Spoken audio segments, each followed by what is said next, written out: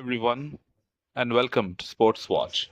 If you like the content, please press the bell icon for further notifications and like, share, and subscribe to the channel. Pakistan cricket is going down the drains. At this point of time, it seems a day without embarrassment is day not well spent for Pakistan. After being whitewashed by Bangladesh at home, the Pakistani fans would have thought that perhaps the worst was over. The ignominy of losing to the minnows like Bangladesh was more than they could handle. But with the arrival of England, things were about to go from bad to worse. On a dull, dead pitch in Multan, which would put highways to shame, Pakistan somehow managed to conjure a loss, and that too by an innings. All after scoring 556 runs in the first innings.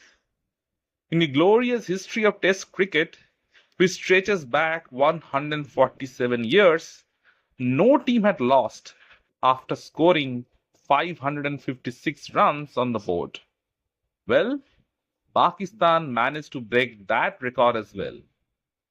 After putting a mammoth total on the board, they let England bully them. England scored 823 runs for 7 wickets in 151 overs. Let that sink in. That's 5 runs per over for 150 overs. In the illustrious history of Test cricket, it's only the 4th time that teams have scored over 800 runs. Joe Root, who is at the peak of his powers right now, toyed with the Pakistani bowling attack and scored his 35th Test 100. If that wasn't enough, he converted it into a big double 100. He was dismissed for 259, his highest ever Test score. The misery wasn't over there. Harry Brook went on to score a triple century. Brook, of all people, was made to look like Bradman by the toothless Pakistan bowling attack. He battered the hapless Pakistanis to all parts. By looking at the game, it would have been difficult to fathom who was playing in whose backyard. The lesser said about the Pakistani bowling, the better. The likes of Shaheen Shah Afridi, Naseem Shah, Amir Jamal could not make any inroads, let alone bowl a medal over. They lacked skill, expertise, and fitness. They failed in all facets of the game.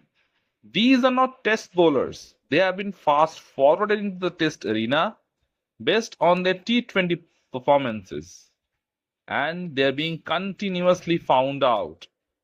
They haven't played domestic cricket, so they are not used to bowling long spells. They are inept with the new ball as they are with the old ball. They are shadows of their past great bowlers. The legacy of Wasim, Waqar, and Shoaib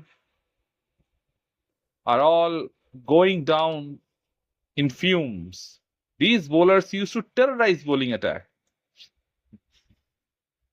Compared to that, this bowling lineup lacked any kind of pace, aggression, or intimidation. On a dead, docile wicket, only a genius would play 3 pacers. And Azhar Mahmood, Pakistan's coach, happens to be that guy.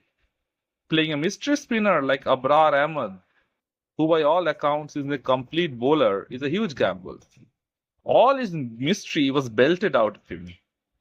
He conceded 175 runs in 34 overs and went wicketless. Then he was rushed to the Multan hospital because his body could not take the rigors of the 5-day game. With no proper spinner, Pakistan looked like a rudderless ship, and the English batsmen made merry. They went hammer and tongs in every direction. It was such a disgrace. And then, after being on the field for nearly 2 days, the Pakistanis looked stiff. Their feet weren't moving, and on that flat pitch, the English bowlers breathed fire. Abdullah Shafiq was gone on the very first ball of Chris Woakes. Babar Azam, who is going through a rough patch, was once again dismissed cheaply. It wasn't a great delivery from Gus Atkinson, but Babar was going through a lean patch right now and he seems to edge everything. It happens when you are out of form. But this pitch in Multan was the best place to find form for a player because nothing was happening. The Pakistanis couldn't handle the pressure put on them by the English fast bowlers and the spinners. Imagine Jack Leach, a relatively poor left-arm spinner who wouldn't even make it to the Pakistan first-class team, bowling like as if he was Shane Warne. He picked up the wickets of South Shakil and also the tailenders. And all of a sudden, Pakistan at the end of the fourth day were reeling at 152 for 6, staring down the barrel of yet another defeat. With an entire fifth day remaining, the Pakistanis had already surrendered to their fate. It was such a poor display of batting. It looked as if the whole team was shell-shocked. And in the very first session of the fifth day, they were bowled out for 223. Amir Jamal and Salman Ali Agha showed some resistance with the bat, but it was never going to be enough. For nearly 3 years, Pakistan haven't managed to win anything at home, and even after scoring 556 runs, they managed to lose by an innings and 47 runs. Pakistani cricket is absolutely horrifying right now. It's so bad the conditions that no one actually knows what to do with them. The current bunch of players are obviously no good. Looking at this squad, who can make an impact in this sorry state of affairs? Domestic performers like Mohammad Huraira, Noman Ali, they are not getting their chances. They so richly deserve their chances. They need to play proper spinners, specialists, and not rely on part-time bowlers to pick up wickets. Salman Ali Agha is a part-time off spinner. Abrar Ahmed has been badly exposed in this test. So you need to have proper spinners who can bowl those long sessions and pick up wickets. And only then you might have a chance to get back into the game. Let me know in the comment section what you feel. And if you like the content, please like, share, and subscribe to the channel.